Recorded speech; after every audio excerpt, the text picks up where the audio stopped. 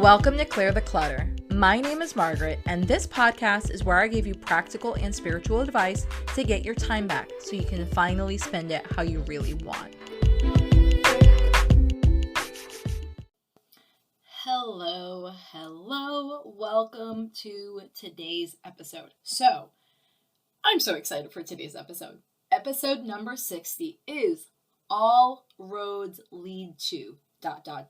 So, as you know, I love to get my inspiration as from what's going on in my life, what romance novels I'm reading, what podcasts I'm listening to, things like that, right? And I was listening to Denise Duffield Thomas, yes, a lucky bitch. That's the series, right? And I decided to, I don't know where it came from, but I decided to start listening to her podcast. I was like, I kind of want something a little bit female entrepreneur-ish more in my queue. Like I have Amanda Frances in there already. I have Katrina Ruth in there, but I felt like I was missing my third. I love my threes. And so I started listening to her podcast. And again, of course, I don't remember what episode she talks about it, but she made this one sentence, which again, always is the one sentence that gets me, right?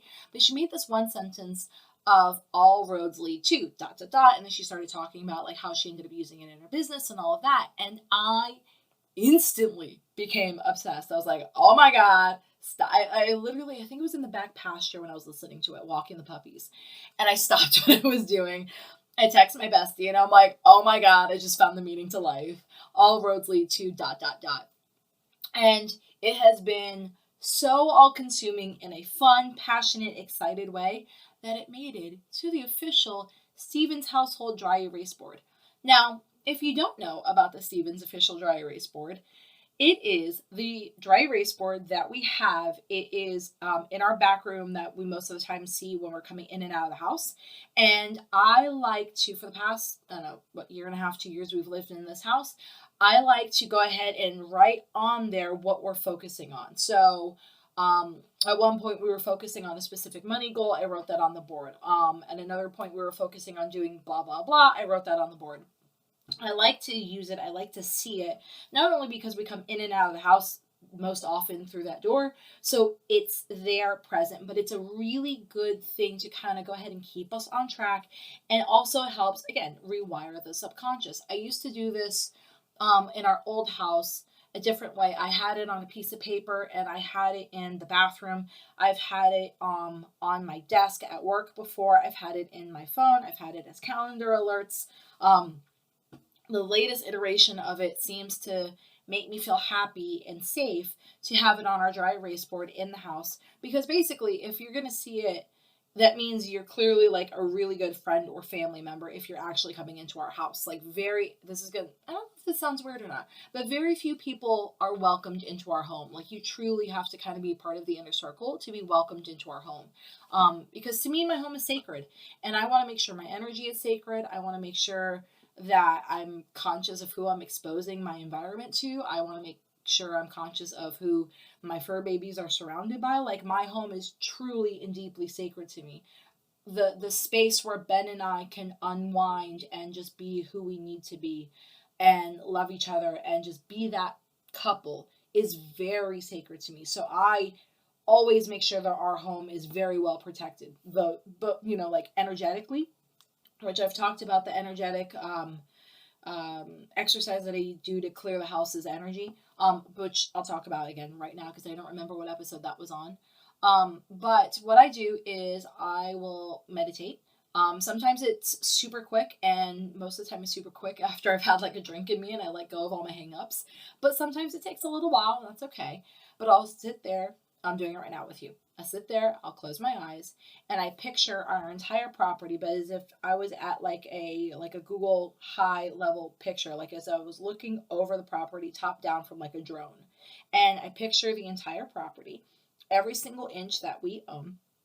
And then I picture this white light, this pure, gorgeous, loving white light that burns through everything negative. And it's only pure, it's only good, it's only safe, it's only uplifting, and that's what's coming from this light. And I picture that entire light covering our property from very inch to the very inch of each corner, right? So the entire property from all the way through the heavens, all the way through the core of the earth, down to the other side of the universe is covered, and anything toxic or negative or just depressing or on, just bad vibes gets completely burned away. And I have pictured that. I actually just obviously had my eyes closed, which I shouldn't say obviously because you didn't know. But I had my eyes closed while I was doing it with you and explaining it, right? And I have done that process for years. It's always felt like I was clearing out the bad energy of our household. So again, having this new phrase, all roads leads to, on our dry erase board, to me feels very sacred.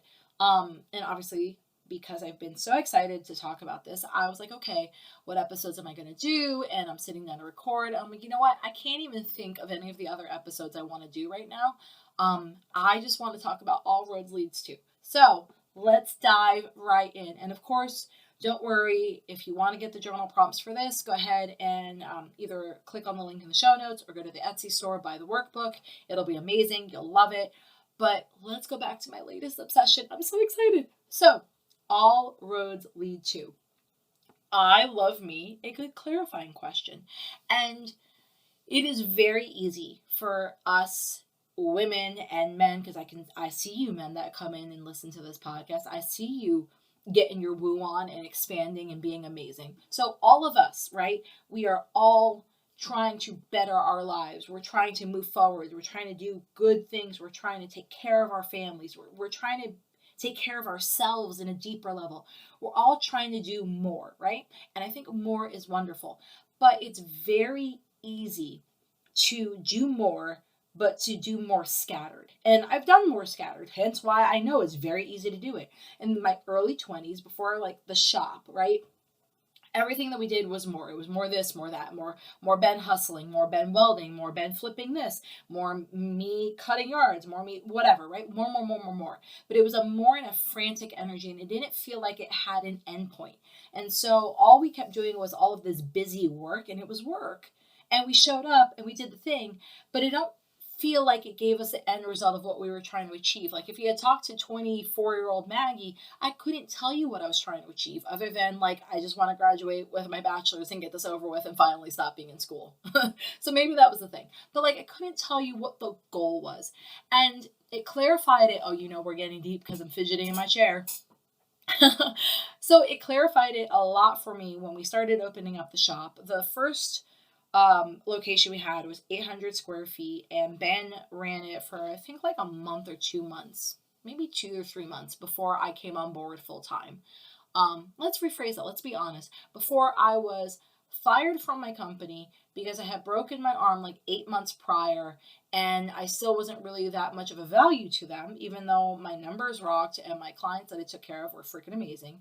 But because they had to downsize and because I was quote unquote expensive on their health insurance plan, I was the easy one to get rid of. So before I got fired and had my whole world change upside and turned upside down, Ben was running the shop by himself. And so the first goal was, I don't know, what was it? I think it was like make rent. And then the second goal after that was like make $1,000 more. And then the third goal after that was da-da-da-da-da. So we had started the shop. I'm helping on weekends. I'm helping on nights. I'm doing all the things I could while I was working for someone else before I got fired. And it was all these little incremental micro goals, and they were good. They clarified us. It was the baby step version of all roads lead to. But as the shop started to gain momentum, as we started to get customers, as we started to snowball, then when I came on full time and I started taking on my portion of it, and then finding out I deeply love solving people's problems, aka figuring out how to do things and relates to motorcycles, obviously, because our shop was a motorcycle shop. So like everything in regards to motorcycles and exhaust and axles and services and all these things, right? Tires, all that stuff. So as that started to evolve, these little baby steps of, okay, just make this client. Okay, just make this sale. Okay, go ahead and make this much money. Okay, do this, do that, do. Gain more Facebook followers, gain more people on social media, gain more people on our email newsletter, start a VIP list. All these little baby goals, they had their purpose. And they got us to shop number 2, Shop number 2, we're like, okay, well, clearly we have something. We've gone from an 800 square foot shop. I think shop number 2 was like 1,500-ish, 1600 square feet, maybe 1,700, between 15 and 1,700 square feet. Because I remember we like basically doubled every single time. So it was about that square footage, right? Um, and then I started to say, okay, well, let's do some bigger goals. And so then it was get this many clients. Instead of getting one client, I was thinking of getting 5 or 10 clients at a time, go to this many bike nights, bring in this amount of money. And again, they were still kind of smaller goals, but they were bigger than what they were at shop number 1.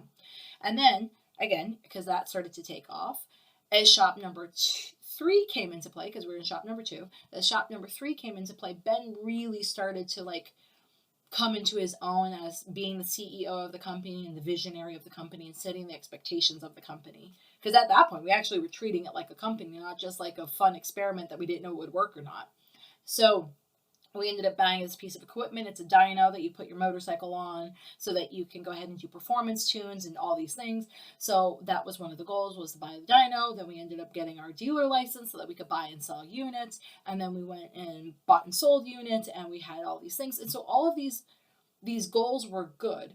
But I think it was the last year we were in business, I started to take it even a step further. And I was like, okay, cool. We have a solid client base. We have people trying to get in all the time. We can't kind of keep up with the work.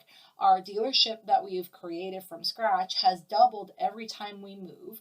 But I was like, okay, what do we want to be known for? And I wish I'd had this clarifying question then, right? But I was like, what do we want to be known for? And so we started looking at what would make sense, where the money was, what people were willing to pay for. So we're like, you know what? We want to be known as a performance shop. So we really started to push the performance stuff. And I made all of our branding about performance. How can we get you better performance? How can we do this? How can we do that? And so in that smaller version of a scenario, all roads led to making our motorcycle shop a performance shop.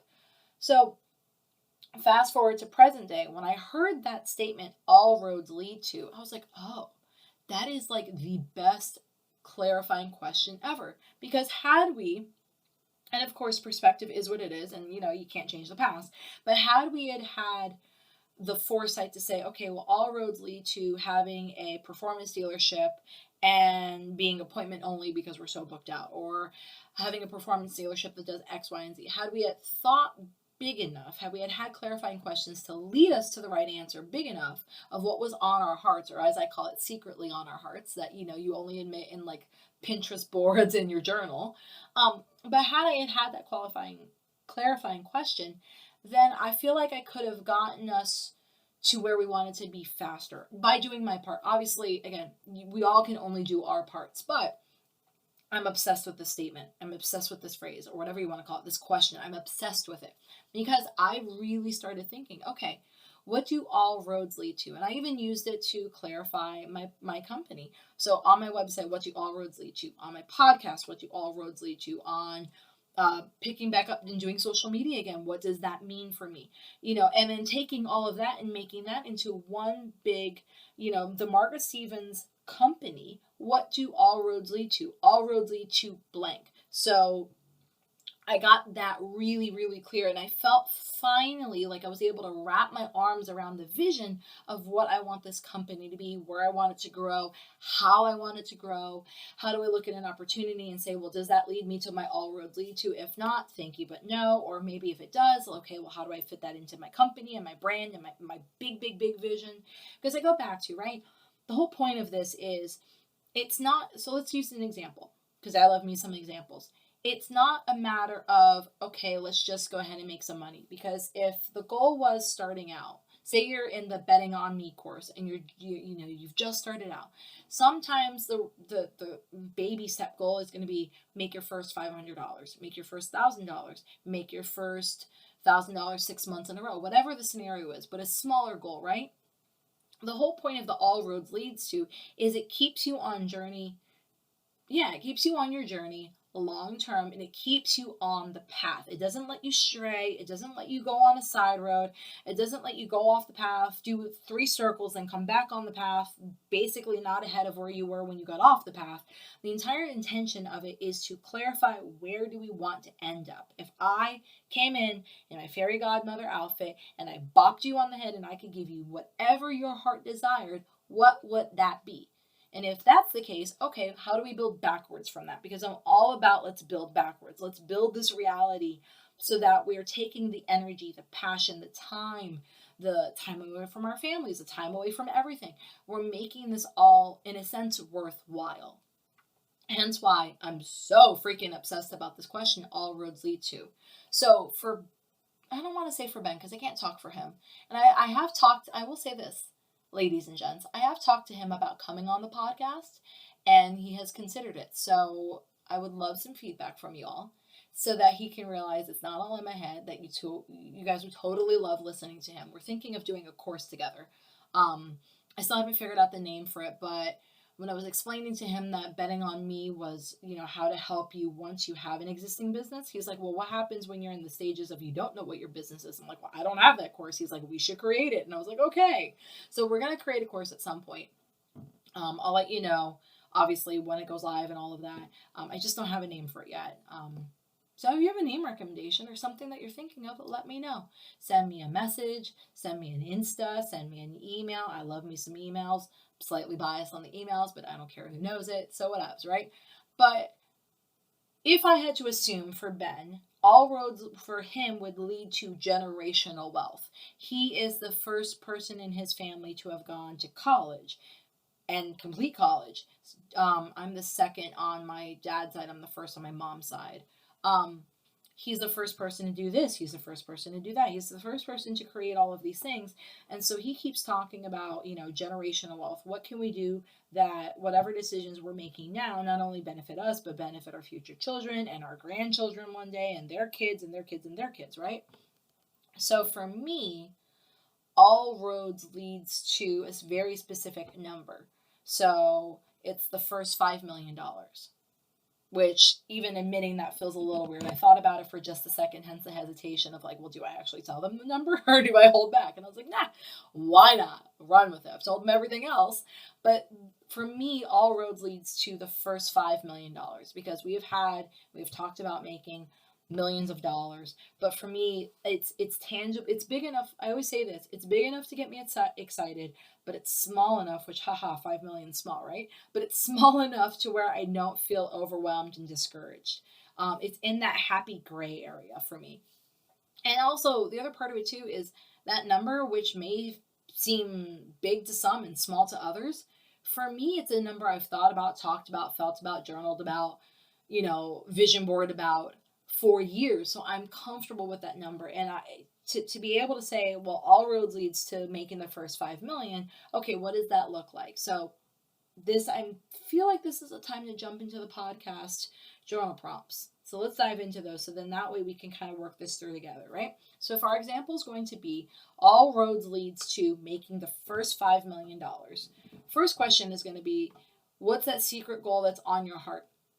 I just told you all, it's making the first $5 million, where I don't know that I would walk up to my boss at work tomorrow and say, hey, my secret goal is to make the first $5 million in our household. And then after that, figure out how to double it every X amount of years. So like when I say secret goal, it's the goal that gets you excited. It's a goal that maybe you have a hard time admitting to anyone that's not like your like deep bestie. Maybe it's the goal that you have a hard time admitting to anyone other than yourself. Whatever it is, I just want it to be big enough, right? So I want it to be big enough that it excites you, but small enough that it doesn't discourage you. I want it to be in that gray area that like gets you go, ooh, that would be awesome if that came true. So that would be journal prompt number 1. What is the secret goal that is on your heart? So for me, first $5 million. After that, journal prompt number 2, what does all roads lead to look like for you? So this is the practical. I love me a good practical, right? Let's do the practical. So for me, all roads lead to the first $5 million because I can only control me. I can only control what effort I put in. I can't control anyone or anything else, right? So that means being smart about how I monetize a podcast, being smart about what offers I do, being smart about what I do on my day job, being smart on diversifying our income, being smart on, what our savings goals looks like and how that excites me. Going whenever there's an auction in town and seeing if there's something I should buy and I should, use my baby skills to flip to make more money. But all of these are tangible things that I am either doing or in the process of doing so that they can eventually lead to the $5 million mark, right? Because all roads are going to lead to there. So let me give you an example of what all roads lead to does not look like. The whole where I was saying it takes you off the path, you do a bunch of circles, and then you get back on basically where you got off. So all roads leads to not making $5 million, but not doing it would be, creating a podcast, creating a company, creating courses, but never selling anything, never allowing people the opportunity to buy, or anytime that there is an auction going on in town where I'm starting to flex and get comfortable with my baby, flip 101 skills, instead of looking at it and saying, okay, let me take a couple bucks, let me go buy a thing, let me flip the thing, do the thing, instead of doing that, what would take me off my path would be like, oh, I'm not smart enough yet. I'm not confident enough yet. I don't know enough yet. It's not safe to fail. It's not safe to be vulnerable. It's not safe to do X, Y, and Z. So I don't want you to think of any of that stuff. I want you to look at it, identify it, and then I want you to put it on its butt and say, hey, I'm not available for this. I'm not available to have either someone else or myself talk myself out of what I want. I want to help contribute and figure out how our family can make $5 million. And I will take all the roads that I need to get there. So it's little, not little, because again, I keep feeling like I'm using a big number, but maybe you're thinking, hey, 5 million, I did that last quarter. Why not?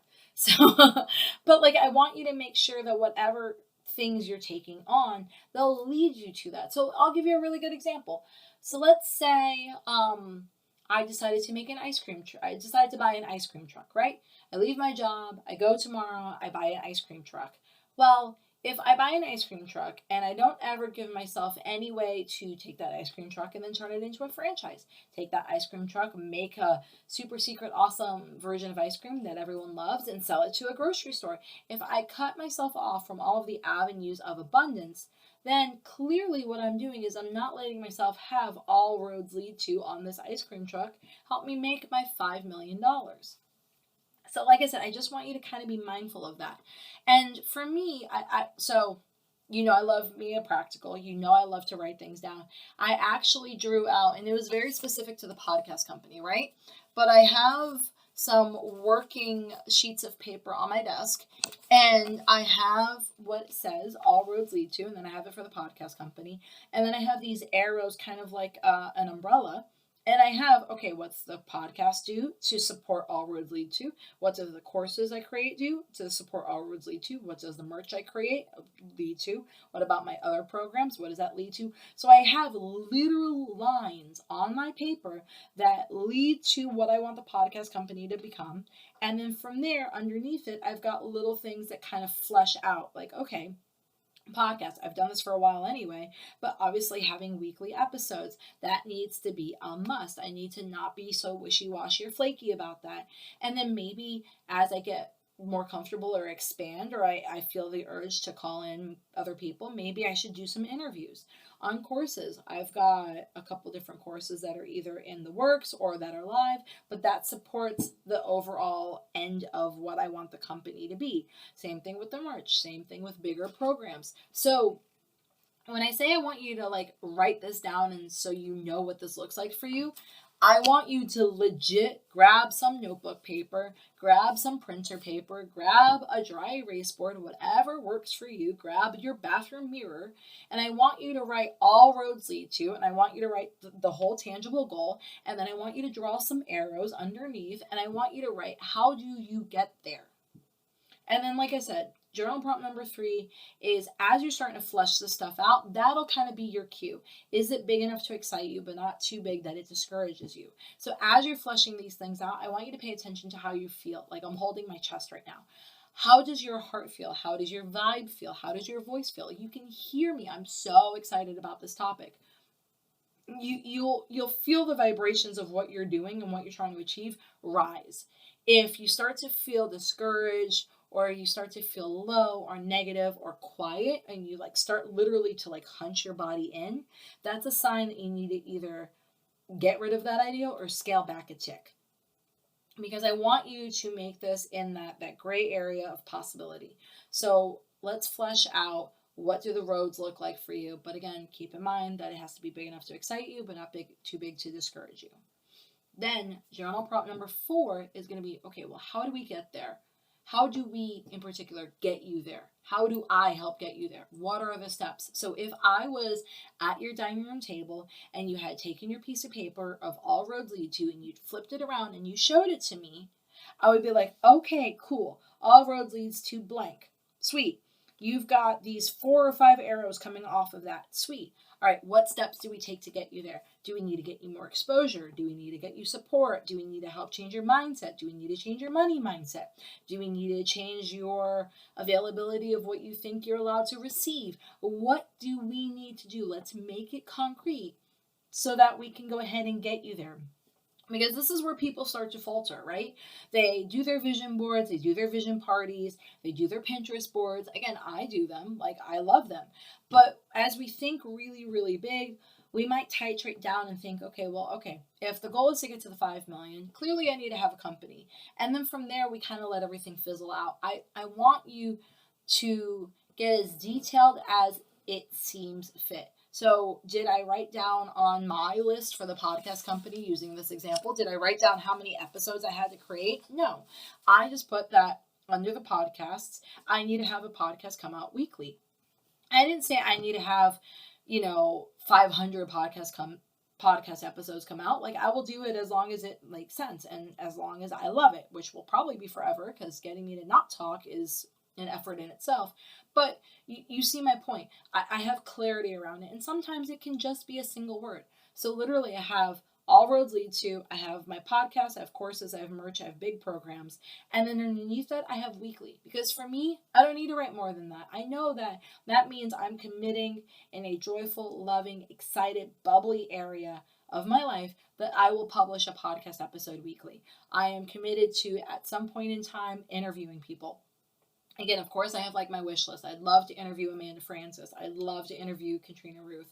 I'd love to interview Denise Tuffield. I'd love to interview one of my older friends, Kate Northrup. I'd love to interview Danielle Laporte. I'd love to interview these people. They've been so influential in my life.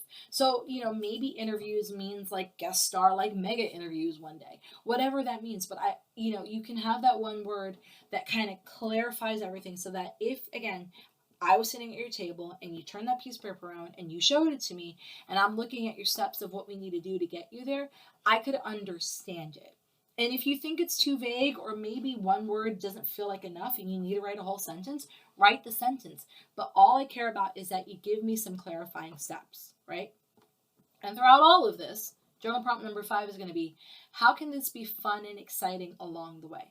So again, it is so freaking easy to get really excited, get this crazy big goal, do the visioning, do the things, do the this, do the that, and then you kind of back yourself into a corner where it doesn't feel exciting. Remember how I've mentioned like 3 different times of like, you need to feel bubbly, you need to feel passion, you need to feel like you're bouncing in your chair like I'm doing right now recording this episode. I want that level of excitement to be part of your plan. So as all of your roads are leading to, it's something you actually want to follow, because you've got to think, right? Let's get really practical here. This is going to be a shit ton of work. I am not trying to sugarcoat this, but there's always a difference, right? And we've all done it. There's always a difference of, wow, that was really, really hard, but I loved every freaking minute of it. And wow, that was really, really hard. And oh my God, please, like, can never do this again. Like, I will pay someone to never do this shit again. I feel that way whenever I run. I used to run 10Ks all the time, and I actually kind of miss it. I bought myself a new pair of running sneakers just because I miss it so much. It's been a hot minute since I've run a 10K. But every time I go and I ran a race, and I did a lot of them actually with my dad, which was really fun and exciting, because, to have a parent that is that supportive, even when I was a teenager, was always fun. And then as I got older, it was something that we could do together. And it was great. I loved it. Ben and my mom thought we were batshit crazy, so they would sit on the sidelines with bananas and drinkies as we're running our hearts out, and at the end of it, we're coming coming into the home stretch and dying and sweating and like crawling basically. But like that's what I want you to get back to. Like the whole point of it was when I ran those 10Ks, whether it was with my dad or if it was by myself, it was a lot of freaking work. I had to have the right playlist. I had to make sure I stretched. I had to make sure I didn't eat the wrong meal. So God forbid I had to go to the bathroom while I was running. Like I had to do all of this prep work. That was months and months of running ahead of time. Like I did all of this work, but while I was doing it, and then especially while the race was, or at the end when the race was over, I was like, damn, that was a lot of work. But God, I can't wait for the next one. What's the next race I can sign up for? That's what I want you to feel. That's what I want you to channel throughout this entire planning strategy. So when you're picturing it, sitting at the table with me, with you, and we're talking about your plan, I want you to feel excited. And if you don't feel excited, let's figure out why, right? Do you not feel excited because you're overwhelmed? Do you not feel excited because you feel like you're not allowed to have this? Do you not feel excited because maybe you stepped into something that doesn't really like need to be on your plan? And once you've kind of gotten that out of the way and you've got your plan, I would deeply love it if you had it somewhere that's important to you. So maybe the important part to have it for you is fold it up on that piece of paper and you put it in your lunchbox every single day. Oh my God, I can't even remember how many different places I've stuck like goals and visions and desires on. One of the places I used to do, and Ben thought I was crazy, but I used to take sticky notes and write like the goal of having like a 10-acre farm. I used to strap that to my horn in my Z. I had a 350Z years ago, and I would strap that to the horn, and I like taped it on there. And he's like, "What are you doing? You're gonna wreck the car." And I was like, "No, but I need to see this every single day." So then finally, I'm like, "Okay, fine. I'll put it in like my cup holder." But where it doesn't matter where you put your all roads lead to. And for me, I like seeing the goal, and I like seeing the strategy. I like seeing the plan because for me, I feel like it keeps me on track. But wherever that means for you. So sometimes it just means that you need to have your all roads leads to whatever. Whether you have the whole phrase or you just have that one word, put it where it matters for you. Put it in your bathroom, put it in your lunchbox, put it in your car, put it on your phone screen, put it, I don't know, on your watch, wherever. I don't care. Just put it somewhere that it matters for you. Because here's why. As things happen, as you start to live your life, as you start doing the day to day, there's always going to be, whether it's not trying to be negative, but there's always going to be things that try and take you away from your path. I like to think of them in a more positive mindset as little tests. How serious are you to this? How committed are you to this? What are you going to do when your family wants you to do X? What are you going to do when your friends want you to do Y? What are you going to do when you get sick and you lost your voice for 3 weeks? What are you going to do? How are you going to show up? So I feel like there's all of these little, like, how committed are you tests? Sometimes they're small. Sometimes they're big, like AKA losing your voice for dang near 3 weeks.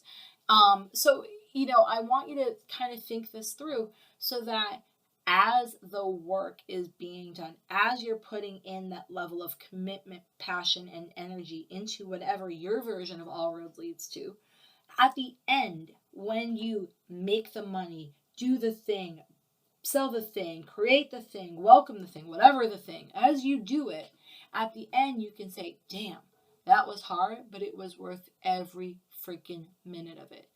I did a lot of work, but I had a lot of fun. I did a lot of effort, but it was worth it. I don't regret spending that time.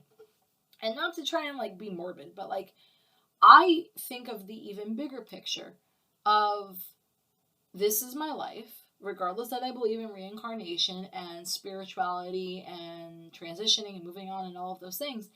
This variation of the life I am living right now, I want it to matter. I want, I want to have made an impact. I want to know that when I die, regardless of however old I am, hopefully like 106, just because that would be like so awesome. But like, I want to know that when I died, I always have this phrase, I died empty. Not necessarily empty in the negative sense, but empty as in I did everything I felt like I was here on this earth to do. I created the courses, I sold the things, I taught the things, I shared the things, I did the things, right? And so when you reach that goal, I want you to have that same level of it was worth it. My life that I gave up for or transitioned or traded or whatever was worth it. That's why this has to be fun. This has to be exciting. All of it has to be worth it. Because if it's not, I would hope that you would just not do it and you would stop and you would pivot and you would, maybe use episode number 59 and adapt. But regardless of the scenario, if it's not something that you enjoy, if it's not quote unquote worth it, you're not going to want to do the work. Or even if you do, you're not going to want to show up consistently. And you're going to waste a bunch of time and you're going to waste a bunch of energy. And if you can't see the why the hell am I doing this to begin with, then just straight up cancel or pivot or adapt, whatever you need to do. But recognize that the time you're spending matters. Recognize that the trade-offs that you're acknowledging that you're willing to take, whether you're taking it verbally with your friends and your family, with your children, whether you're taking it up between you and your God or your goddess or whoever your higher being is, whether you're taking it up with, hey, I recognize that I can't watch TV for 2 hours tonight because I'm committing on doing X, Y, and Z. I need you to make sure it's worth it. And then when it's hard, I want you to be able to reference your roadmap. I want you to get excited about your version of all roads lead to. And then I want you to tell me what it is. I would deeply love to hear, what does it look like for you? Is it 5 million like me? Is it 1 million? Is it retire your husband? Is it retire your wife? Is it have kids? Is it do blah, blah, blah that I haven't even thought of? Is it travel the world on a boat for a year? What is it for you? Because I think sharing that not only gets you excited, but it also makes it a little real. And also, I'm a super, super safe spot to share something like that because I'm going to do nothing but encourage you. I might ask a qualifying question, but I'm going to encourage you. So, with that being said, I want you to clarify. If I was sitting at your table and we were having coffee and cookies, because I would prefer cookies. I do love me some cookies. I'm actually getting back into baking again. But if I was sitting at your table with cookies that I had just made and coffee, and we were looking over your roadmap, go through, show me what that looks like. Show me why it excites you. Show me how do we get you there.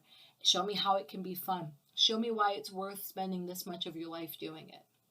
And with that being said, I love you. I'm excited. I can't wait to hear what all your roads look like and lead to.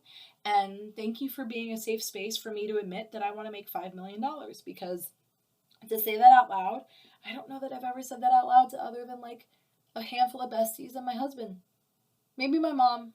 My mom and my dad, for sure. Ben and 2 friends. So the fact that I just told hundreds of you, a little weird. But, it's a safe space to share. It's a safe space to grow. It's a safe space to think. It's a safe space to dream. And let's have fun along the way. All right. I'll talk to you later. Bye. Have a burning question for me? Want that link I was talking about? Get access to all the resources and links that were mentioned in this episode and others over at margaretstevens.co.